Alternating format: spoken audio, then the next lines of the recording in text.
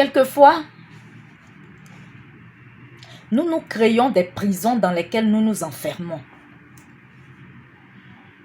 Nous sommes les propres auteurs des prisons dans lesquelles nous sommes. On ne parle pas des esprits des ténèbres aujourd'hui.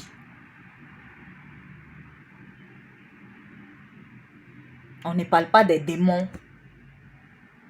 Mais nous-mêmes là, nous créons des prisons dans lesquelles nous nous enfermons. Parce qu'on pense qu'on peut être juste. On pense qu'on a les choses de la part de Dieu par mérite. On pense qu'avec Dieu, c'est du donnant-donnant. Non, si je suis bien avec Dieu, il va me donner ça. On agit avec Dieu comme l'autre petit dé là. Parce que c'est lui qui n'est pas tolérant. Lui, il est sans amour, sans état d'âme. Qu'il te confie sans mission, réussit 99 et échoue seulement à une seule. Tu vas comprendre. Tu vas comprendre que quand il te confie des missions, tu dois toujours les réussir. Et c'est comme ça qu'on agit avec Dieu. Comme des serviteurs, pas des serviteurs servants de Dieu, mais des serviteurs esclaves. C'est-à-dire Dieu, il est le maître, nous sommes les esclaves. Nous sommes ses serviteurs. Ses travailleurs, pas travailler dans le sens de l'œuvre de Dieu. Et on est là. Dès qu'on fait une petite faute, on culpabilise. On va rester dans la culpabilité. Quelquefois même, on demande pardon, mais on reste dans la culpabilité. Parce qu'on suivait, c'était comme si on marchait sur des œufs avec Dieu. Un Dieu qui est amour. Un Dieu qui dit que quand on lui demande pardon, il ne nous rejette pas. Il nous pardonne. Il efface même ce qu'on a fait.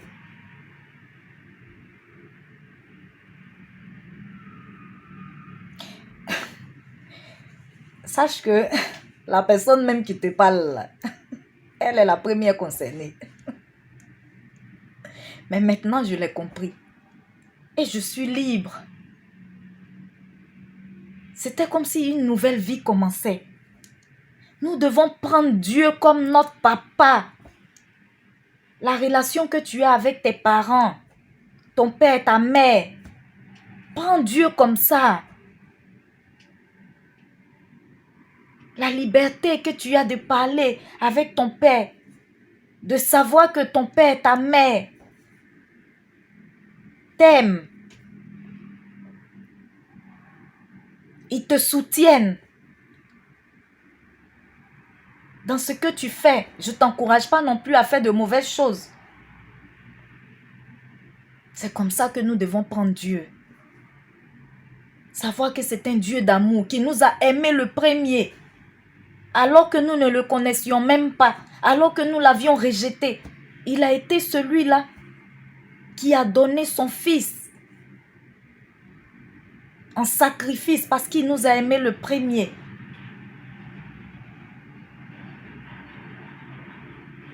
Que Dieu restaure les relations de parents-enfants qui ne sont pas en bon point.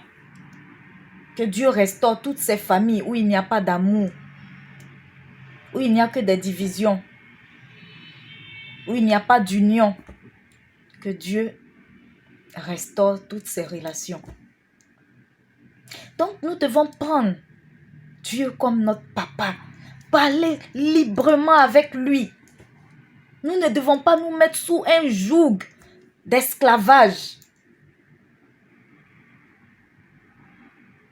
Nous devons être libres avec Dieu. Savoir que il nous comprend. C'est que même nous-mêmes, nous ne savons pas. Il connaît même les combats auxquels nous faisons face. Même si les hommes nous condamnent.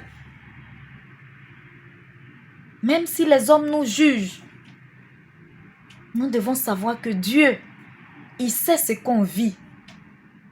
Il sait ce qu'on aimerait faire, mais qu'on n'arrive pas à faire.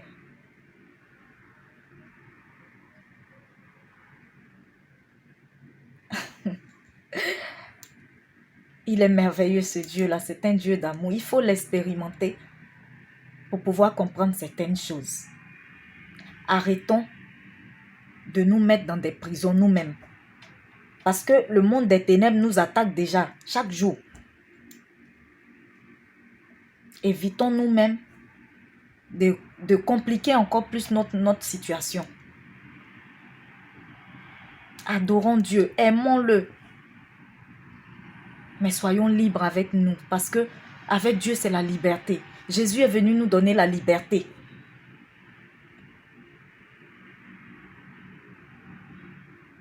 Nous ne pouvons jamais être justes. Nous ne pouvons jamais être sans péché. Nous ne pouvons jamais, jamais, jamais, jamais mériter l'amour de Dieu. Nous ne pouvons jamais mériter ce que Dieu nous donne. Actuellement, je suis assise là. Je suis en bonne santé. Je respire l'air. Je marche. J'arrive à marcher, à me déplacer. Je travaille. Je subviens à mes besoins. Qu'est-ce que j'ai fait pour mériter ça? Rien. J'ai donné quoi à Dieu? Rien. Chaque jour, même au contraire, je le blesse par mon comportement. Mais il ne se lasse pas de moi. Parce qu'il sait qu'en réalité, je l'aime. Mais je suis une personne qui peut avoir des failles. Il connaît mes luttes. Il connaît les combats auxquels je fais face. Donc, il ne m'abandonne pas.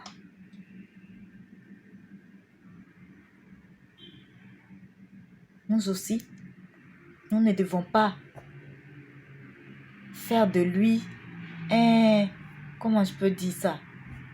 Un mauvais maître, ou je ne sais pas comment dire ça, mais en tout cas, nous devons prendre la conclusion que nous devons retenir, c'est que nous devons prendre Dieu comme notre papa. Vois ta relation avec ton père, ta mère physique, la relation que tu as de parler librement avec cette personne. Vois Dieu comme ça, mais en plus grand. Parle avec lui. Tu veux quelque chose, tu lui en parles. Parce que même quand il cache, quelquefois, c'est bizarre quoi. Quelquefois, on pense qu'on cache des choses. Mais Dieu connaît tout. Il voit nos cœurs. Quelquefois, avant même que nous-mêmes, nous ne pensions à une chose, il sait déjà. Donc, qu'est-ce qu'on peut lui cacher? Même si tu as un mauvais sentiment, un mauvais projet, quelque chose qui te passe. Parce que quelquefois aussi, là, il y a des idées qui nous viennent en tête comme ça. On n'est pas vraiment d'accord avec ces idées-là, mais des idées qui nous passent comme ça dans la tête. Confesse ça, parle, dis ça à Dieu, demande pardon à Dieu. Et demande à Dieu de te délivrer de ces péchés-là. Parce que si tu caches, mais tu caches quoi? Tu peux nous cacher à nous, les hommes.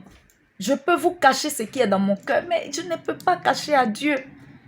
Donc tout ce que je peux faire, c'est de chercher son aide.